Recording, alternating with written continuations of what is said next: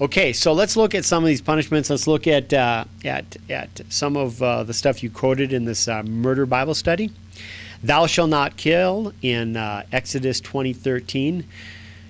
Kind of interesting here. You turn around in previous Bible studies, I've heard you refer people to dictionary.com or to Webster's or whatever, and making sure that they get the correct definition. But when it comes to the definition of murder, and you turn around, thou shalt not kill, you assume that's murder, and I would agree with you there. Yeah, kill is murder, and that's what the Bible's talking about. But then you turn around, and this is a quote from you. Personally, I think what constitutes murder is the taking of human life by another human where it is not of accident or self-defense, unquote. Gosh, you can win a bunch of arguments if you get to change the definition of the words. You can't go into a public forum and have your own definition in your back pocket to say that you're going to win an argument or make a point. It's unrealistic. In a postmodern mindset, I think we have done such a poor job educating in the postmodern mindset that we can really know nothing, and that everything's relative to my experience and what I want to be true and the definitions I want to hold out for things. Yeah, it's alive and well. You're a product of the culture that you grew up in. You are definitely influenced by the teachers and the stuff you've read. You're under the lie that you think that you can have reality your way. You cannot have reality your way. The world has consequences and real things to deal with. So I invite anybody who's watching this, open your mind up and deal with words and their definitions and read them in context, and don't try to twist things to win points or arguments. It won't serve you very well, and it certainly won't serve anybody that you're hooking in with some of these vid clips. So, murder. Go to the dictionary if you want, but in general it's plotting to kill someone. It's killing, once again, for gain. It's killing for to get someone out of the way. It's killing in anger, maybe jealousy. There's mainly the bottom line is on murder. It's done because you got to get rid of this guy because he's in your way for some reason. There is a purpose behind the murder.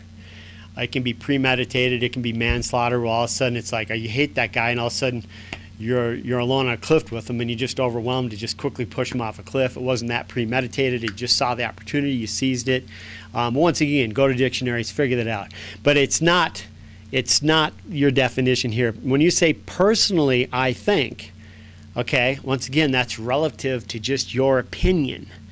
It will fail any time in a public discussion. You can't have your own personal definition and then take and apply it to the rest of Scripture. But let's take a look at where you applied it. In regards to the witchcraft, sorcery, anything like that was forbidden in the theocracy that God was setting up in the nation of Israel. There wasn't to be that type of worldview, that type of thought. If you look at sorcery and mediums and witchcraft and everything along those lines, it's all, gee, how can I tell the future? Or how can I control something? It's saying, I've got some power to control or predict or know. I have some extra knowledge. This stands against God. God is created us. God knows all. He's all-knowing. And God is not going to let a worldview inside of his set-up plan with the Israelis. He's just not going to tolerate it. Then you go on to bestiality. You talk about Exodus again, Exodus 22:18, I think, and then 19, I think, is the next one.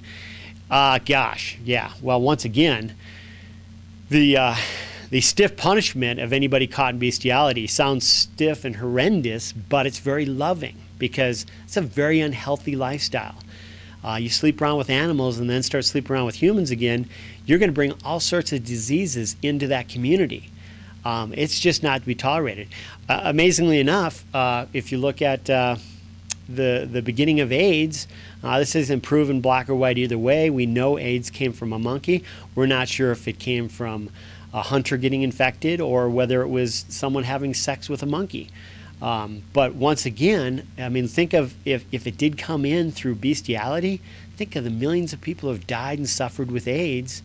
And if we would have just had a stiff policy for the one guy that stupidly did that, or if they simply, knew that it was very, very serious not to do that, because God did not create us to have sex with any and everything. Okay, He has designed sex to the confines of marriage, and He's made it simple, and it's a beautiful thing when it's done under God's design. But we have problems with it anytime it's done out of God's design.